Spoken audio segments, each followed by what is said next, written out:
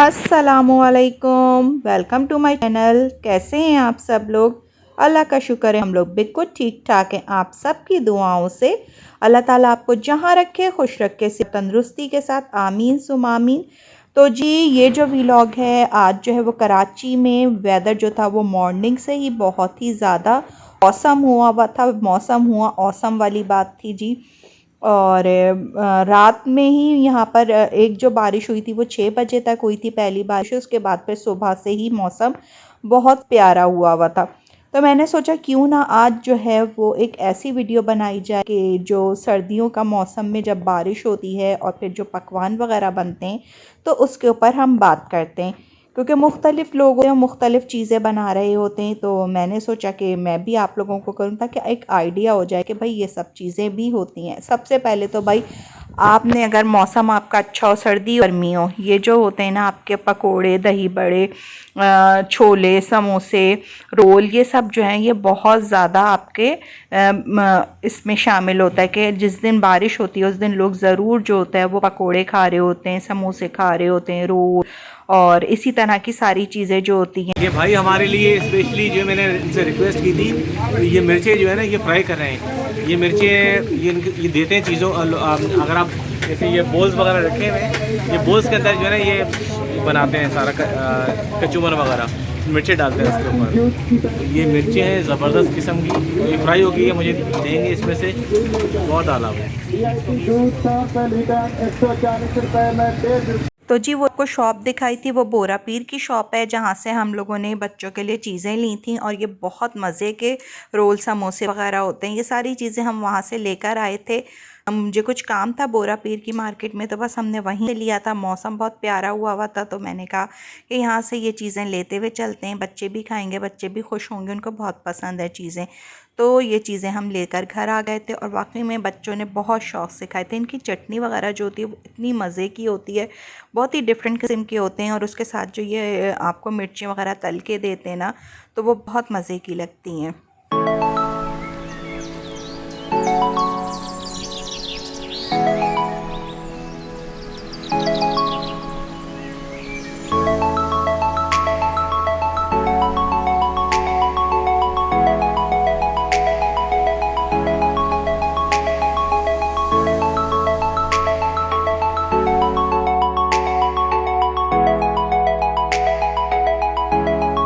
वैसे तो ज़्यादातर जब ऐसा मौसम होता है तो हम बाहर नहीं निकलते हैं, लेकिन इस दिन कुछ ज़रूरी काम था जिसकी वजह से हमें जाना पड़ा था।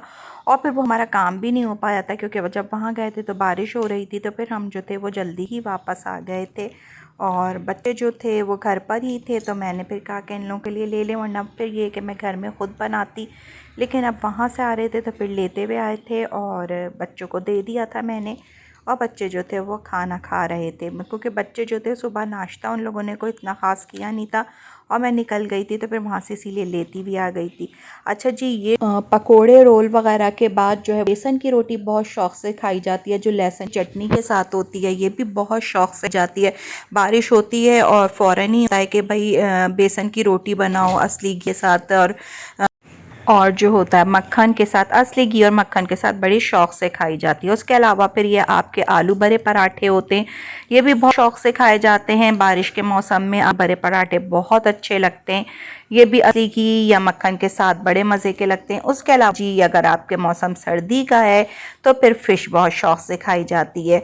और जिस दिन बारिश हो जाती है उस दिन रात में मोस्टली जो लोग होते हैं वो फ़िश खाते हैं। अगर ठंड का मौसम है, ना भी हो ठंड का मौसम, लेकिन अगर आपकी गर्मियों में भी बारिश हुई होती है तो लोग फ़िश बहुत शौक़ से खाते हैं, क्योंकि मौसम जो होता है वो आपका ठंडा हो गया होता है। तो जी हमारे यहाँ भी यही होता है कि बच्चे जो हैं वो, मैं ख़ुद करती हूँ कि फ़िश का ये होता है कि फिर हम जो है सर्दी मौसम में या गर्मी में रात में फ़िश वगैरह खा लेते हैं, क्योंकि ये आपको जो होती है वो उस मौसम में बहुत ही मज़ेदार लग रही होती है। मेरे घर में जो बच्चे हैं ना वो फिंगर फ़िश ज़्यादा शौक़ से खाते हैं, तो हम जब बच्चों के लिए बनवाते हैं तो फिर हम फिंगर फ़िश बनवा लेते हैं, और मैं और खुरम जो होते हैं वो पूरी मछली ज़्यादा शौक़ से खाते हैं, तो बच्चों के लिए ये हो जाती है और अपने लिए हम फिंगर फ़िश बनवा लेते हैं। हमारी तरफ ही हैगा एक ना फिश वाला जिसकी हमें मछली बहुत ज़्यादा पसंद है। तो मोस्टली जब होता है ऐसा मौसम होता है या फ़िश खाने का दिल चाह रहा होता है तो फिर हम यहाँ जाते हैं, क्योंकि ये जो है ये जो इनका ऑयल होता है ये सरसों का तेल होता है जिसके अंदर ये बनाते हैं और ये बहुत मज़े का होता है। तो हम अक्सर इनके पास जाते हैं और इनके पास मेरे बच्चे जो हैं वो भी मछली शौक़ से खा लेते हैं और हम भी। तो जी ये फिंगर फ़िश है और ये जो है बड़े मज़ेदार फ़िश थी और मज़ा आ जाता है। यानी आपने अगर बारिश का मौसम हो तो आप लोग जो हैं वो मछली वगैरह भी खा सकते हैं। इसके अलावा जो है फिर आप अगर मछली वगैरह के अलावा देखें तो सूप जो होता है वो बहुत शौक़ से पिया जाता है। ठंड के मौसम तो बहुत ही शौक़ से सूप पिया जाता है। लोग जो हैं वो सूप पीने जाते भी हैं और घर में भी बनाते हैं। जैसे कराची वाले होते हैं, बारिश हो जाती है तो फिर अगर बारिश रुक गई होती है ज़्यादातर कराची वाले बाहर निकल जाते हैं तो फिर वो इसी तरह की चीज़ें लेते हैं। ठंड है तो सूप ले लेते हैं और बच्चे बड़े शौक़ से फिर वो पी भी लेते हैं, क्योंकि सूप जो होता है वो सभी लोग ले लेते हैं और वो आपका सीने वगैरह के लिए भी बड़ा फ़ायदेमंद होता है और इस मौसम में अच्छा भी लग रहा होता है।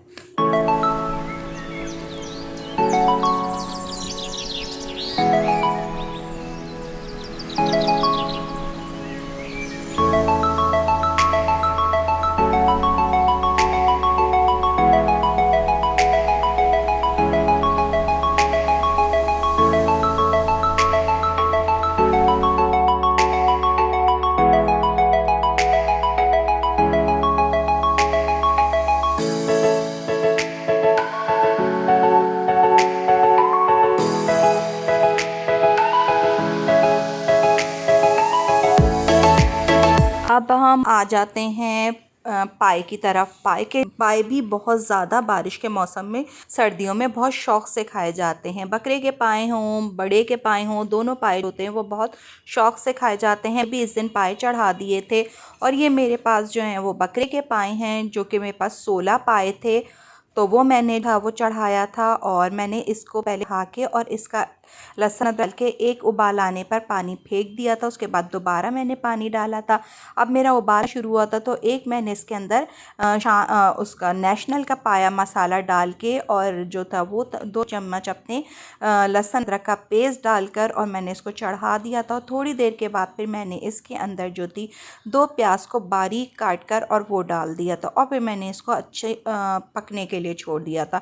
बकरे के पाए जो होते हैं वो आपके तकरीबन 4 से 5 घंटे लेते हैं और जो बड़े के पाए होते हैं वो ज़्यादा टाइम लेते हैं, वो 8 घंटे लेते हैं। तो जी ये देखें मैंने ये प्याज जो थी वो बारीक काट के और इसके अंदर शामिल कर दी थी। इसका एक पानी ज़रूर निकाल दीजिएगा, क्योंकि जो भी आपकी हीक वगैरह होती है बकरे की पाए में या बछिया के पाए में तो वो जो है वो आपकी निकल जाती है।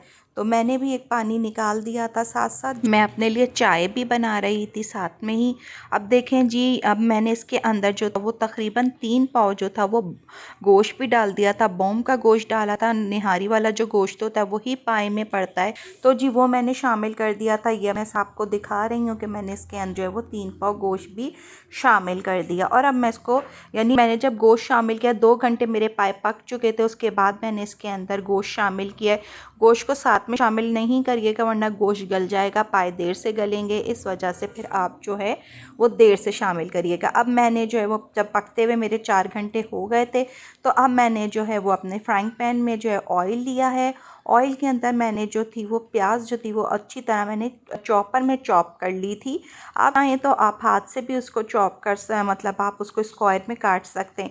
चॉपर में चॉप करना कई होता है कि जल्दी हो जाता है, टाइम सेव हो जाता है। जी मैंने इसके अंदर चॉप कर ली थी।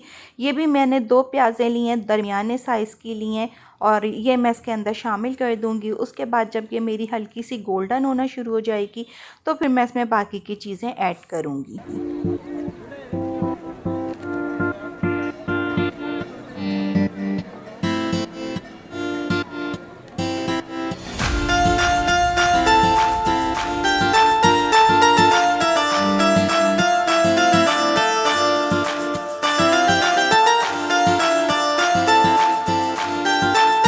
यहाँ पर देखें मेरी प्याज जो है वो हल्की हल्की सी गोल्डन होना शुरू हो गई है। मैंने इसको ज़्यादा गोल्डन नहीं करना है। अब मैं इसके अंदर 2 चम्मच जो है वो अपना लहसुन अदरक का पेस्ट और शामिल करूँगी। मैंने उसमें भी शामिल किया था जब मैंने पाए चढ़ाए थे, और अब मैंने इसके अंदर जब मैं भगा रही हूँ तब भी मैंने इसके अंदर 2 टेबल स्पून जो है वो अपना लहसुन अदरक का पेस्ट ऐड कर दिया है। अब मैं इसको जो वो भूनूंगी। भूनने के साथ साथ मैंने जो है वो अपना दही भी मैंने जो था ग्राइंड कर में अच्छी तरह से फेंट लिया था, और उसके बाद अब मैं इसके अंदर शामिल कर दूंगी। तो जी मेरा दही जो होता है वो मोस्टली मैं आपको पहले भी बता चुकी हूँ फ्रीज़ हुआ हुआ होता है, तो इस वजह से मैंने इसे ग्राइंडर में फेंट लिया था, अच्छी तरह से ग्राइंड कर लिया था। और फिर मैंने इसके अंदर जो था वो ये मेरा आधा किलो दही है मेरे पास। मैंने आपको बताया था 16 पाए थे, उसमें मैंने 3 था वो गोश्त ऐड किया था, और 2 पैकेट मैं इसके अंदर जो हूँ वो नेशनल के पाए मसाला मिला रही हूँ, और 2 प्याज़ें मैंने जो दरमियाने साइज़ की जो थी वो मैंने चढ़ाते वक्त पाए में डाली थी, और 2 प्याज मैंने इसके अंदर शामिल की है। तो जी टोटल हो गई मेरे पास 4, और ये आधा किलो मेरा दही है। अब मैं इसको अच्छी तरह से भून लूँगी। 1 पैकेट मैंने पाए को चढ़ाते हुए डाला था, और 1 पैकेट जो है वो मैं इसके अंदर ऐड कर दूँगी।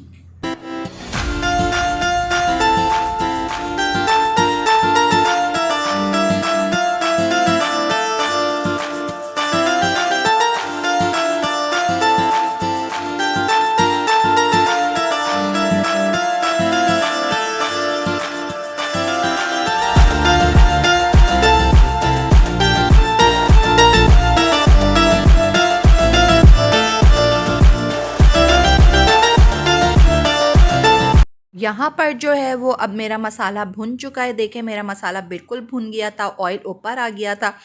अब जो है वो मैं अपना इसको जो है पूरा उठाकर और अपने पाए के अंदर शामिल कर दूँगी। पाए में शामिल करने के बाद मैंने इसको फिर और थोड़ी देर पकाना है।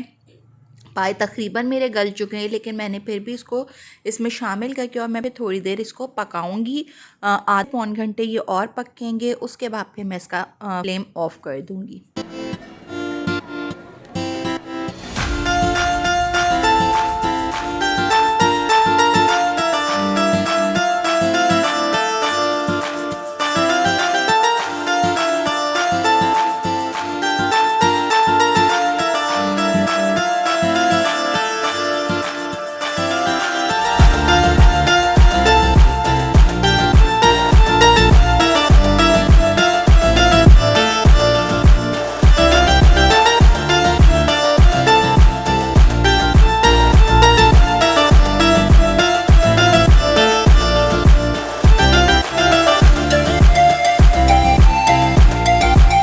अच्छा, ये मेरी ना आदत है कि थोड़ा बहुत जो अगर आपका मसाला फ्राइंग पैन में लगा रह जाए, दाल हो गई या कोई भी जिस तरह की कोई भी चीज़ भगाड़ने की हो गई, मैं अंदर इसमें से थोड़ा सा शुबा लेकर और उसको फ्राइंग पैन में डाल के और फिर वापस इसके अंदर डाल देती हूँ, ताकि अगर कोई आपका मसाला लगा हुआ भी हो तो वो भी आपका ज़ाया ना हो। पाए मैंने देखें जी अब मैंने भगाड़ ली हैं। अब मैंने भगाड़ने के बाद पाए को आधे पौन घंटे के लिए छोड़ देना है। उसके बाद फिर जो है वो मैं इसका फ्लेम ऑफ कर दूँगी। ये देखें जी मेरे पाए पक चुके हैं बिल्कुल, और इसको देखें आप, साथ साथ मैं रोटी भी बना रही हूँ और पाए को भी मैं देख रही थी कि कितना मैंने गाढ़ा रखना है, उसी लिहाज से फिर मैं पाए को का फ्लेम ऑफ कर दूँगी। पाए बिल्कुल तैयार हैं और बहुत मज़े के बने थे ये पाए, इतने टेस्टी थे, घर में सबको बहुत पसंद आए थे। आप इसको तंदूर की रोटी के साथ भी खा सकते हैं। मैं घर की रोटी ताज़ा इसी वक्त बना रही थी और पाए के साथ खाने के लिए आप इसको तंदूर की रोटी, पराठे, मेरे बच्चे तो राइस से भी खा लेते हैं, मैं ख़ुद राइस से खा लेती हूँ। मुझे पाए इतने मज़े के रखते हैं राइस से, मैं तो राइस से भी पाए खा लेती हूँ। तो जी ये साथ साथ गर्मा गर्म रोटी बन रही है और बहुत ही मज़े के बने थे। आप लोग भी आएँ। और सर्द यानी ये बारिश के मौसम में, सर्दियों में बारिश हो जाए तो पाए तो बहुत लाजवाब लगते, बना के देखिएगा, बड़े मज़ेदार बनेंगे जी। अच्छा जी, आज की वीडियो को अब बस मैं यहीं पर एंड करूँगी। मेरी वीडियो अच्छी लगी हो तो प्लीज़ लाइक और सब्सक्राइब और शेयर ज़रूर कर दीजिएगा। रखिएगा अपना बहुत बहुत ज़्यादा ख्याल। मुझे और मेरी फैमिली को भी अपनी दुआओं में याद रखिएगा। मिलेंगे नए व्लॉग में किसी नई सुबह के साथ। जब तक के लिए अल्लाह हाफिज़।